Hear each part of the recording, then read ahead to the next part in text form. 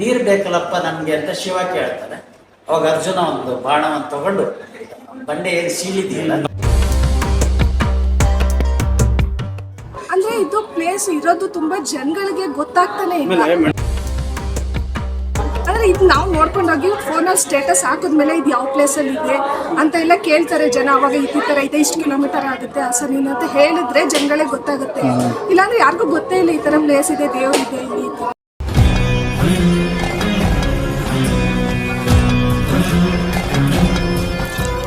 ಥರ ಸ್ವರ್ಗದಲ್ಲಿದ್ದೀವೋ ಏನೋ ಅನ್ನೋ ಥರ ಭಾವನೆ.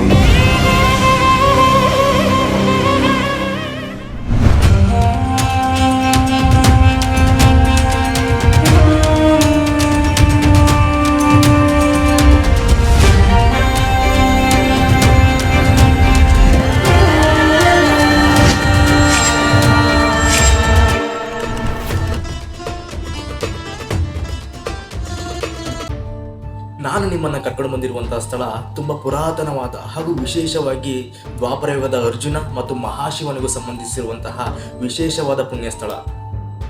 ಹಾಗೂ ನೀವೆಲ್ಲರೂ ಪುರಾಣಗಳಲ್ಲಿ ಹಾಗೂ ಕೆಲವು ಕಥೆಗಳಲ್ಲಿ ಒಂದು ಹಂದಿಯ ಬೇಟೆಗೋಸ್ಕರ ಮಹಾದೇವ ಶಿವ ಮತ್ತು ಅರ್ಜುನ ಕಿತ್ತಾಡಿದಂತಹ ಪ್ರಸಂಗವನ್ನ ಕೇಳೇ ಇರ್ತೀರ. ಆದರೆ ಆ ಪ್ರಸಂಗ ನಡೆದಿದ್ದಾದ್ರೂ ಎಲ್ಲಿ ಅಂತ ನಿಮಗೆ ಗೊತ್ತಾ? ಹೌದು, ನಮ್ಮ ಕರ್ನಾಟಕದ ಹಾಸನದಲ್ಲಿ. ಈ ಮಾಹಿತಿ ಎಷ್ಟೋ ಜನಕ್ಕೆ ಗೊತ್ತೇ ಇಲ್ಲ. ನಾನು ಈಗ ಆ ಸ್ಥಳಕ್ಕೆ ನಿಮ್ಮನ್ನು ಕರ್ಕೊಂಡು ಬಂದಿದ್ದೀನಿ. ಈ ಪವಿತ್ರ ಪುಣ್ಯ ಸ್ಥಳವನ್ನು ಸೀಗೆನಾಡು, ಸೀಗೆಗುಡ್ಡ ಹಾಗೂ ಋಷ್ಯಶೃಂಗ ಪರ್ವತ ಅಂತಲೂ ಕರೀತಾರೆ. ಇದು ಹಾಸನ ನಗರದಿಂದ ಕೇವಲ 14 ಕಿಲೋಮೀಟರ್ ದೂರದಲ್ಲಿದ್ದು ಹಳೆಬೀಡಿಗೆ ಹೋಗುವ ರಸ್ತೆಯಲ್ಲಿದೆ. ಈ ಸ್ಥಳ ಅನೇಕ ಕತೆ, ಪುರಾಣ, ಇತಿಹಾಸವನ್ನು ಹೊಂದಿದ್ದು ತುಂಬ ವಿಶೇಷವಾದಂತಹ ಶಕ್ತಿಯನ್ನು ಹೊಂದಿದೆ. ಅದರ ವಿಪರ್ಯಾಸ ಏನಂದರೆ ಇಲ್ಲಿನ ಮಹಾತ್ಮೆ ಮತ್ತು ಇತಿಹಾಸ ಯಾರಿಗೂ ತಿಳಿದೇ ಇಲ್ಲ. ಪ್ರತಿದಿನ ಮತ್ತು ತಿಂಗಳಿಗೊಮ್ಮೆ ಸಾವಿರಾರು ಭಕ್ತರು ಇಲ್ಲಿಗೆ ಬಂದರೂ ಸಹ ಈ ಸ್ಥಳದ ಇತಿಹಾಸವನ್ನು, ವಿಶೇಷತೆಯನ್ನು ತಿಳ್ಕೊಂಡಿಲ್ಲ ಅನ್ನೋದು ತುಂಬ ಬೇಸರದ ಸಂಗತಿ. ಸೊ ಹಾಗಾಗಿ ನಾನು ಈ ಸ್ಥಳದ ಹಿನ್ನೆಲೆ ಮತ್ತು ಪುರಾಣ ಹಾಗೂ ವಿಶೇಷತೆಯನ್ನು ಈ ಸೀಗೆನಾಡಿನ ಮುಖ್ಯ ಗುರುಗಳಾದ ಶ್ರೀ ನಂದೀಶ್ವರ ಸ್ವಾಮಿಗಳ ಮೂಲಕವೇ ತಿಳಿಸ್ಕೊಡ್ತೀನಿ.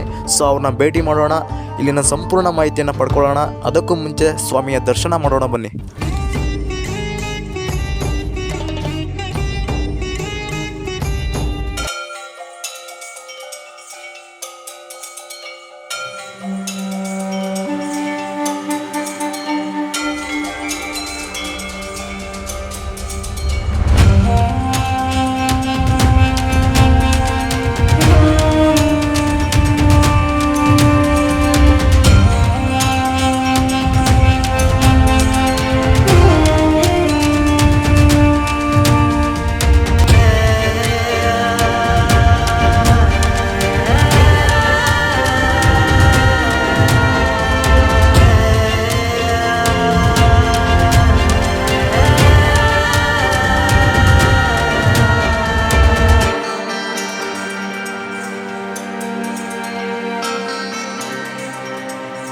ದೇವರ ದರ್ಶನ ಮಾಡುವಾಗ ನಾನು ಗಮನಿಸಿದಂತಹ ವಿಶೇಷತೆ ಏನಂದರೆ, ಒಂದು ಬಂಡೆಯ ಒಳಗಿನಿಂದ ನೀರು ಗಂಗೆಯ ರೂಪದಲ್ಲಿ ಶಿವಲಿಂಗಕ್ಕೆ ಅಭಿಷೇಕದ ರೀತಿ ಬೀಳುತ್ತಿರುವಂಥದ್ದು.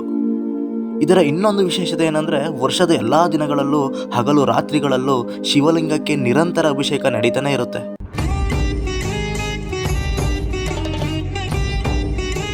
ಇದನ್ನು ನೋಡ್ತಾ ಇದ್ದಾಗೆ ಇದರ ಹಿನ್ನೆಲೆ ಬಗ್ಗೆ ತಿಳ್ಕೊಳ್ಳೋ ನನ್ನ ಕುತೂಹಲ ಇನ್ನೂ ಹೆಚ್ಚಾಯಿತು. ಯಾಕಂದರೆ ಒಂದು ಬೆಟ್ಟದ ಮೇಲಿರುವಂತಹ ಒಂದು ಬಂಡೆಯನ್ನು ಸೀಳಿ ನೀರು ಚಿಮ್ಮುವುದು ಅಂದರೆ ತಮಾಷೆಯ ಮಾತಲ್ಲ. ಹಾಗಿದ್ರೆ ತಡ ಯಾಕೆ, ಬನ್ನಿ ಈ ಮಾಹಿತಿಯನ್ನು ಈ ಮಠದ ಮುಖ್ಯ ಗುರುಗಳಾದಂತಹ ಸ್ವತಃ ಶ್ರೀ ನಂದೀಶ್ವರ ಸ್ವಾಮಿಗಳವರೇ ನಮ್ಮ ಜೊತೆ ಇದ್ದಾರೆ. ಅವರಿಂದನೇ ಕೇಳಿ ತಿಳಿಯೋಣ. ಋಷ್ಯಶೃಂಗ ಪರ್ವತ ಅಂತ ಇದ್ರ ಹೆಸರು. ಇದ್ರದ್ದು ನೀವು ಅಲ್ಲಿ ದೇವಸ್ಥಾನವನ್ನು ನೋಡ್ಕೊಂಡು ಬಂದಿದ್ದೀರಿ. ಅಲ್ಲಿ ನಿಮಗೆ ಅರ್ಜುನ ಬಾಣ ಬಿಡ್ತಾ ಇರುವಂತದ್ದು ಒಂದು ಗೊಂಬೆ ಸ್ಟ್ಯಾಚು ಕಾಣುತ್ತೆ. ಅದ್ರ ಉದ್ದೇಶ ಅದೇಂಗೆ ಅಂತ ಅಂದ್ರೆ, ಒಂದ್ಸಲ ಪಾರ್ವತಿ ಶಿವನನ್ನ ಕೇಳ್ತಾಳೆ. ಏನಂತ ಅಂತಂದ್ರೆ, ಅರ್ಜುನನ ಬೆನ್ನ ನೋಡ್ಬೇಕು ಅಂತ ಅವಳು ಕೇಳ್ತಾಳೆ. ಕೇಳ್ದಂತ ಸಂದರ್ಭದಲ್ಲಿ ಅಂತ ಸನ್ನಿವೇಶ ಒದಗಿ ಬಂದಿರಲ್ಲ. ಅವಾಗ ಏನ್ ಮಾಡ್ತದೆ, ಶಿವ ಕಿರಾತಾರ್ಜುನಯ ಅಂತ ಕೇಳಿದಿರಲ್ಲ, ಹಾಗೆ ಕಿರಾತಕನ ವೇಷವನ್ನ ಮಾಡಿಕೊಂಡು, ಅಂದರೆ ಬೇಡರ ವೇಷವನ್ನು ಹಾಕ್ಕೊಂಡು ಇಲ್ಲಿಗೆ ಬಂದು, ಇಲ್ಲಿ ಅರ್ಜುನ ಮತ್ತು ಶಿವ ಒಂದು ಬೇಟೆ ಹೋಗ್ತಾ ಇರುತ್ತೆ. ಅವಾಗ ಇಬ್ಬರು ಬಾಣ ಬಿಡ್ತಾರೆ. ಬಾಣ ಬಿಟ್ಟಂಥ ಸಂದರ್ಭದಲ್ಲಿ ಅದು ಬೇಟೆ ಸಾಯುತ್ತೆ. ಆ ಸಂದರ್ಭದಲ್ಲಿ ಶಿವ ಅಂತಾನೆ ನನ್ನ ಬಾಣದಿಂದ ಅದು ಬೇಟೆ ಸತ್ತಿದೆ. ಹಾಗೆ ಅರ್ಜುನ ಅಂತಾನೆ ಇಲ್ಲ ನನ್ನ ಬಾಣದಿಂದಲೇ ಅದು ಸತ್ತಿದೆ ಅಂತ ಅವನಂತಾನೆ. ಕಾರಣ ಏನು ಅಂತ ಅಂದ್ರೆ ಬೇಟೆಗಾರನಿಗೆ ಬೇಟೆಗಿಂತಲೂ ಬೇಟೆಯ ಗುರಿ ಮುಖ್ಯವಾಗಿರುತ್ತೆ. ಅದರಿಂದ ಇಬ್ರು ವಾದ ಮಾಡ್ತಾರೆ. ಕೊನೆಗೆ ಕೈ ಮಿಲಾಯಿಸುವಂತ ಸಂದರ್ಭ ಬರುತ್ತೆ. ಅವಾಗ ಅರ್ಜುನ ಮತ್ತು ಕಿರಾತ ವೇಷದಲ್ಲಿರುವಂತ ಶಿವ ಅವರು ಮುಷ್ಟಿ ವಿದ್ಯೆಯನ್ನ ಮಾಡಕ್ ಶುರು ಮಾಡ್ತಾರೆ, ಯುದ್ಧವನ್ನ. ಆಗ ಸ್ವಲ್ಪ ಹೊತ್ತು ಮಾಡಿದ್ಮೇಲೆ ಶಿವ ಏನ್ ಮಾಡ್ತಾನೆ ಅಂದ್ರೆ ಅರ್ಜುನನನ್ನ ಶಿವ ಕೆಳಗ್ ಬಿದ್ದು ಅವನನ್ನ ತಪ್ಕೊಂಡು ಕೆಳಗ್ ಬೀಳ್ತಾನೆ. ಬಿದ್ದಂತ ಸಂದರ್ಭದಲ್ಲಿ ಪಾರ್ವತಿ ನೋಡು ಈಗ ಅರ್ಜುನನ್ ಬೆನ್ ಕಾಣ್ತಾ ಇದೆ ಅಂತ. ಅಂದ್ರೆ ಶಿವ ಕೆಳಗ್ ಬೀಳ್ತಾನೆ, ಅದ್ರ ಮೇಲೆ ಹೊಟ್ಟೆ ಮೇಲೆ ಅರ್ಜುನನನ್ನ ಹಾಕೊಂಡು ಬಿದ್ದಾಗ ಅವನ ಬೆನ್ನು ಕಾಣುತ್ತೆ. ಅವಾಗ ನೋಡ್ದೆ ಅಂತ ಅಂತಾಳೆ ಅವಳು. ಅದಾದ್ಮೇಲೆ ಈಚೆ ಬರ್ತಾನೆ. ಅವನಿಗೆ ಬಹಳ ನೋವಾಗುತ್ತೆ. ಏನು, ನಾನು ಸೋತೆ ಅಂತ ಅರ್ಜುನಿಗೆ ಬಹಳ ನೋವಾಗುತ್ತೆ. ಅಲ್ಲೇ ಇದ್ದಂತ ಶಿವನನ್ನ ಪೂಜೆ ಮಾಡಕ್ ಶುರು ಮಾಡ್ತಾನೆ. ಪೂಜೆ ಮಾಡಕ್ ಶುರು ಮಾಡಿದಂತ ಸಂದರ್ಭದಲ್ಲಿ ಅವನು ಲಿಂಗದ ಮೇಲೆ ಬಿಲ್ಪತ್ರೆ ಹೂವು ಹಾಕಿರೆ ಅದು ಹೋಗಿ ಆ ಬೇಡರನ ಮೇಲೆ ಪಾದದ ಮೇಲೆ ಬೀಳ್ತಾ ಇರುತ್ತೆ. ಅವಾಗ ಇವನಿಗೆ ಆಶ್ಚರ್ಯ, ನಾನು ಇಲ್ಲ ಆಗ್ತಾ ಇದ್ದೀನಿ ಅಲ್ಲಿಗೆ. ಅವಾಗ ಶಿವ ಪ್ರತ್ಯಕ್ಷನಾಗಿ ನಾನೇ ಶಿವ, ಪಾರ್ವತಿ ನೀನು ಬೆನ್ನು ನೋಡಬೇಕು ಅಂತ ಆಸೆ ಪಟ್ಟರು, ಅದಕ್ಕೋಸ್ಕರ ನಾನು ಈ ವೇಷವನ್ನು ಹಾಕ್ಬೇಕಾಯ್ತು ಅಂತ ಅಂದಾಗ ಅವಾಗ ಶಿವ ಪಾರ್ವತಿ ಅರ್ಜುನನಿಗೆ ಆಶೀರ್ವಾದ ಮಾಡ್ತಾರೆ. ಅದಾದ್ಮೇಲೆ ಎಲ್ಲರಿಗೂ ಬಾಯಾರಿಕೆ ಆಗಿರುತ್ತೆ. ಅವಾಗ ಅರ್ಜುನ ನೀರು ಬೇಕಲ್ಲಪ್ಪ ನಮ್ಗೆ ಅಂತ ಶಿವ ಕೇಳ್ತಾನೆ. ಅವಾಗ ಅರ್ಜುನ ಒಂದು ಬಾಣವನ್ನು ತಗೊಂಡು ಬಂಡೆ ಏನು ಸೀಳಿದೆಯಲ್ಲ ಅಲ್ಲಿ ಬಿಡ್ತಾನೆ. ಬಿಟ್ಟಂತ ಸಂದರ್ಭದಲ್ಲಿ ಅಲ್ಲಿಂದ ನೀರು ಮೇಲ್ ಬರುತ್ತೆ. ಇಬ್ರು ಧನುವನ್ನ ಆರಿಸ್ಕೊಳ್ತಾರೆ. ಇದು ಒಂದು ಕತೆ, ಇದು ಪೌರಾಣಿಕ ನೋಡಿ ಅಂತ ಕತೆ. ಅದರ ಜೊತೆ ಶಿವನ್ ತಲೆ ಮೇಲೆ ಯಾರಿರ್ತಾಳೆ?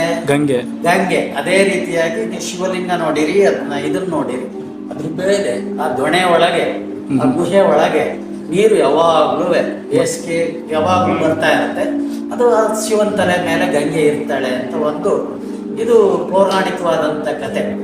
ಅದರ ಜೊತೆಗೆ ಋಷ್ಯಶೃಂಗ ಪರ್ವತ ಅಂತ ಅಂದ್ರೆ ಹಿಂದೆ ಋಷ್ಯಶೃಂಗರು ಈ ಭಾಗದಲ್ಲಿ ಪ್ರವಾಸ ಮಾಡ್ಕೊಂಡು ಹೋಗೋ ಸಂದರ್ಭದಲ್ಲಿ ಅಲ್ಲಿ ಬಂದು ಏನು ಶಿವಲಿಂಗ ಇದೆ, ಆ ನೀರಿದೆ, ಅಲ್ಲಿ ತಪಸ್ಸನ್ನ ಮಾಡ್ತಾರೆ.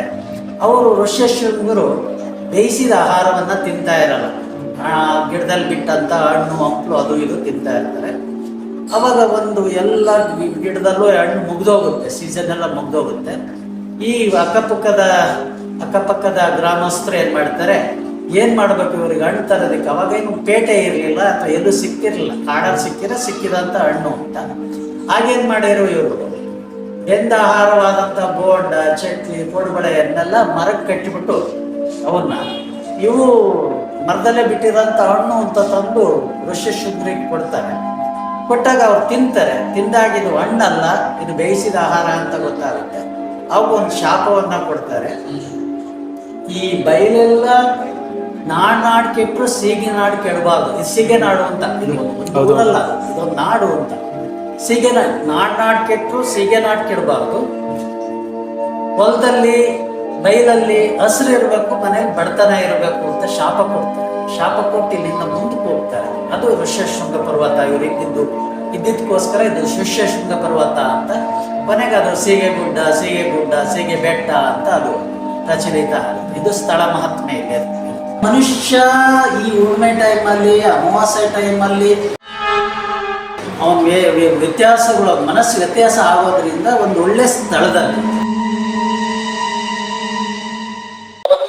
1,20 ಲಕ್ಷ ರೂಪಾಯಿ ಮೇಲೆ ಖರ್ಚಾಗಿದೆ. ಅದ್ರ ಜೊತೆಗೆ ನಮ್ಗೆ ಆರ್ಥಿಕವಾಗಿಯೂ ಸಮಸ್ಯೆ ಇದೆ. ಮಾಡಿರೋದೇನೆ ಕೇಸ್ ಆಗಿದೆ. ಅದು ರಿಸರ್ವ್ ಫಾರೆಸ್ಟ್ ಆಗಿರೋದ್ರಿಂದ ಅರಣ್ಯ ಇಲಾಖೆಯವರು ಯಾವುದನ್ನೇ ಅಮಾವಾಸ್ಯೆ ಅಂದ್ರೆ ಬಹಳ ಭಯ, ಹುಣ್ಣಿಮೆ ಅಂದ್ರೆ ಮನಸ್ಸು ಒಂದ್ ರೀತಿ ಇದೆ. ಅದಕ್ಕೋಸ್ಕರನೇ ಹುಣ್ಣಿಮೆ ಕಾರ್ಯಕ್ರಮವನ್ನ ಮಾಡ್ತೀವಿ.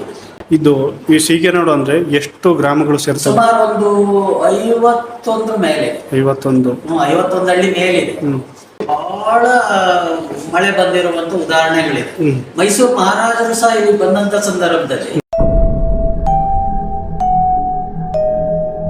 ಜೇನ್ಕಲ್ ಸಿದ್ದೇಶ್ವರಕ್ಕೂ ಮತ್ತು ಈ ಮಳೆಮಲ್ಲೇಶ್ವರಗೂ ಏನ್ ಸಂಬಂಧ ಅಂತ ಅಂದ್ರೆ